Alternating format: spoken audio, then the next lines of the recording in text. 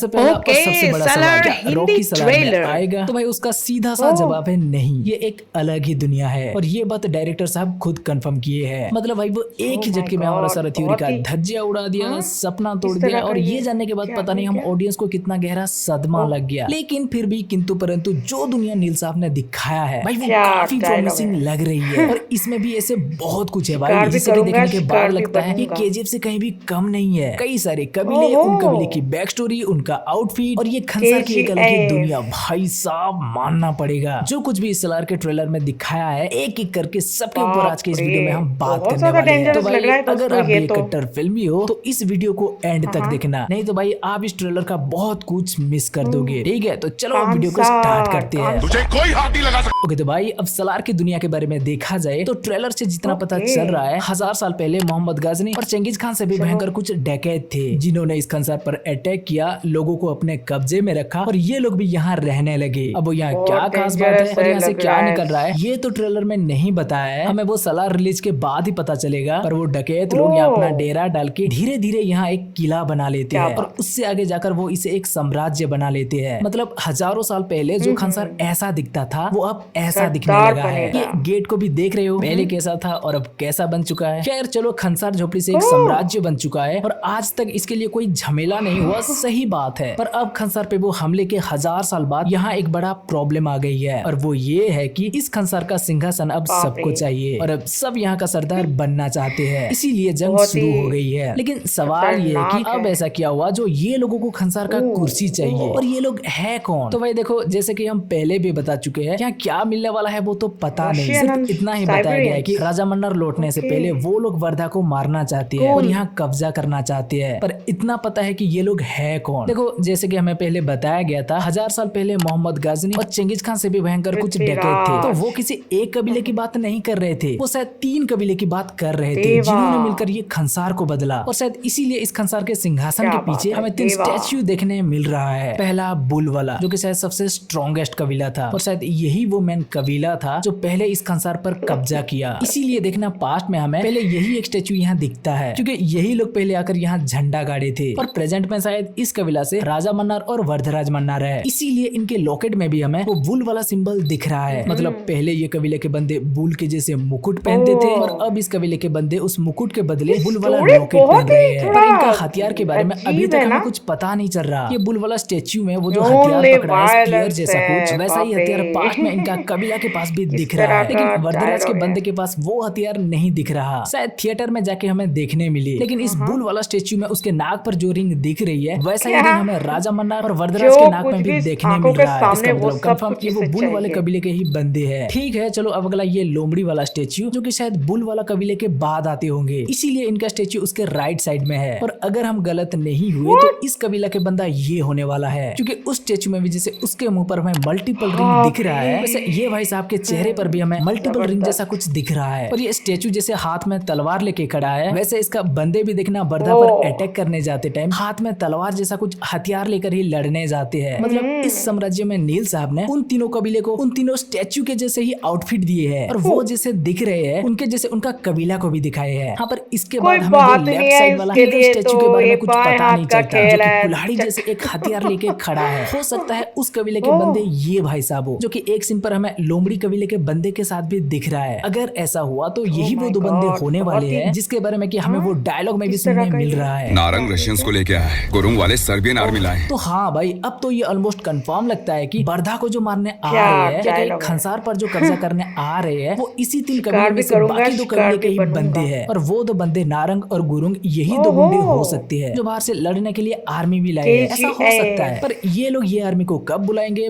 पता नहीं, क्योंकि पहली बार जब ये खंसार पे अटैक करते हैं तो वर्धा को हरा देते हैं और वर्धा एक बार उनसे हारने के बाद जाके वो देवा के पास जाता है। अब यहाँ देख सकते हो, वर्धा जब देवा के पास आया है मदद मांगने के लिए तो इनके फेस पर हमें एक निशान दिख रही है, पर ये निशान पहले से नहीं था। ये सीन पर आप देख सकते हो वर्धा के चेहरे एकदम चकाचक है। वो निशान तो वर्धा को उस लड़ाई के दौरान मिलता है, जो कि हमें ये सीन पर दिख भी रहा है। मतलब हाँ, शायद जब वो 2 कबीला वर्धराज पर अटैक करेंगे और खंसार को अपने कब्जे में कर लेंगे, शायद उसके बाद वर्धा देवा के पास जाएगा और अपने साम्राज्य को वापस उनसे छुड़ाने के लिए देवा से मदद मांगेगा। और हम सब ने इस ट्रेलर का स्टार्टिंग में ही देखा है, देवा बचपन में ही हाथ काटकर खून वाला प्रॉमिस कर दिया था कि उसे जब भी जरूरत पड़े वो बस उसे उसे एक बार बुलाए तो वो वहाँ प्रकट हो जाएगा और शिकारी बनने के लिए हो या शिकार करने के सरदार लिए वो बनेगा। तैयार हो जाएगा। तो हाँ, इस पूरा मूवी में देवावर्धा का सलार मतलब कमांडर या कहीं सेनापति बनेगा और उसका साम्राज्य उसे वापस दिलाने में या कोई और एक साम्राज्य को हासिल करके इसे उसका सरदार बनाने में वर्धा का मदद करेगा। वो बंदा बोलता है ना, हमारी आर्मी किधर है? तो ठीक उसके बाद ही हमें देवा का ये सीन दिखाया जाता है, क्योंकि वर्धा के लिए ये अकेला ही उसका पूरा खतरनाक है। आर्मी के बराबर है, जैसे कि महाभारत में श्री कृष्ण। पर इस डायलॉग का, इस बंदा का, इससे पहले का डायलॉग का कुछ और भी मतलब निकलता है, जिसके बारे में कि हम आगे बात Russian करेंगे। and तो हाँ, शायद Siberians। इसीलिए भी वो बुल का लेफ्ट साइड में हमें वो स्टैच्यू देखने मिलता है, क्योंकि वो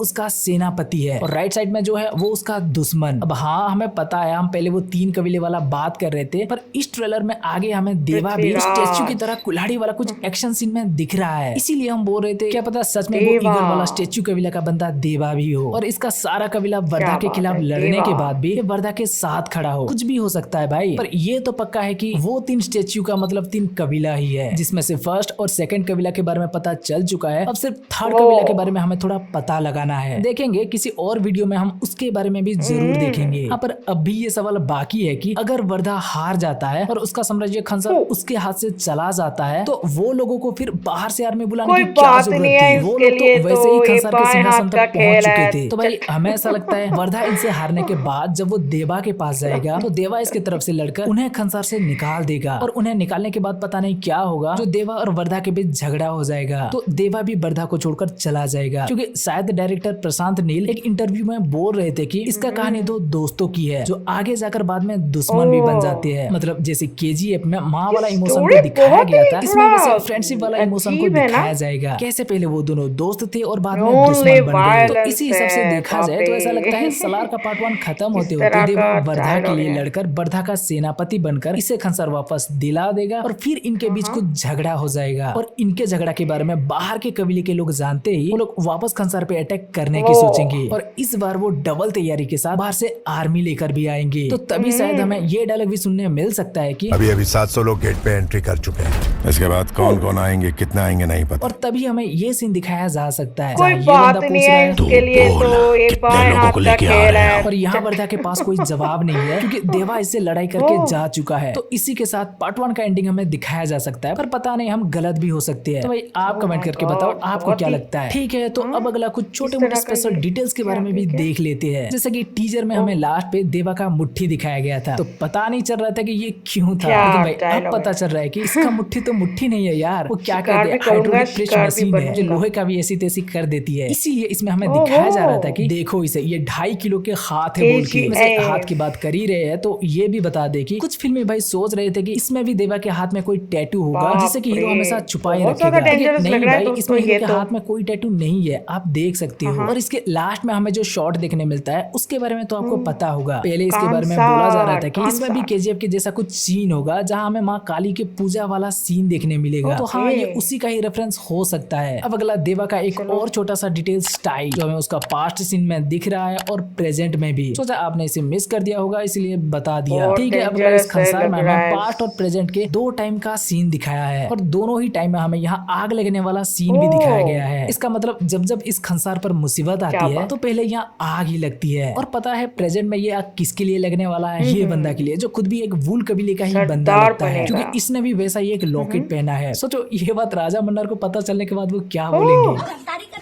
अब अगला डायरेक्टर के कुछ डिटेल्स। अब देखो आगे जाकर भले ही ये KGF यूनिवर्स बने ना बने, पर इसका कुछ झलक हमें KGF का भी याद दिलाता है। हो सकता है ये डायरेक्टर साहब का स्टाइल हो, पर नोटिस करने लायक है, इसीलिए बता रही है। जैसे कि इनका हीरो का मोटिव, इनके फिल्मों में हीरो जो कुछ भी करता है कभी भी वो अपने लिए नहीं करता, किसी और के लिए करता है। जैसे कि KGF में रॉकी भाई अपने माँ को प्रॉमिस किया था कि वो दुनिया का सबसे बड़ा अमीर आदमी बनेगा और अपने माँ को दुनिया का सारा सोना ला कर देगा। तो वो उस प्रॉमिस को पूरा करने के लिए अपना जान लगा देता है, और वैसा ही कुछ हमें इसमें भी देखने मिलता है। हीरो अपना दोस्त को हाथ काट कर खून वाला प्रॉमिस करता है, और इसी के लिए ही वो इसका सेनापति बनकर इसमें लड़ने वाला है। अब अगला पार्ट में ये दुश्मन बनेंगे कि नहीं वो तो पता नहीं, पर पार्ट 1 में हमें यही देखने मिल रहा है। देवा खुद के लिए नहीं, अपने दोस्त के लिए लड़ रहा है। अगला स्टेच्यू KGF में हमें देखने मिला था। KGF गरुड़ा राज कर रहा था, तो उसका स्टेच्यू हमें दिखाया गया था। बाद में वहाँ रॉकी भाई भी आकर राज करता है, तो उसका भी ऐसा ही कुछ वो शक्तिशिला पर हमें दिखाया जाता है। और अब अगर सलार में भी देखे तो 1000 साल से जो कबीला खान सर पे राज करते आए हैं उनका स्टाइल का स्टेच्यू हमें यहाँ दिखाया जा रहा है, लेकिन आगे सलार का भी स्टेच्यू हमें देखने मिलेगा